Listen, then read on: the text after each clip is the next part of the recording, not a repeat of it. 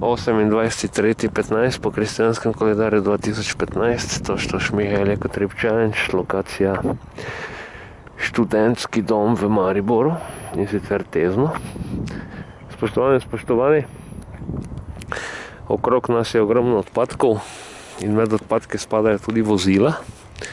Tukaj vidimo eno zapuščeno vozilo brez tablic in pogosto se dogaja, da lastniki avto tako parkirajo, snovajo tablice, zbrišajo številke za identifikacijo in potem mora to nekdo drug odstraniti.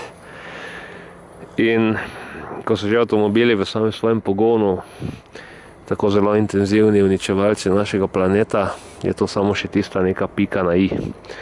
Zato poskrbimo, da škodljiv človeški egotrip, ki narekuje uničevanje sveta z onesnaževanjem in uničevanjem, nadomestimo s koristnim naravnim ekotripom in da se pričnemo zavedati, da je potrebno ohranjati, negovati in zdravo razvijati naš planet.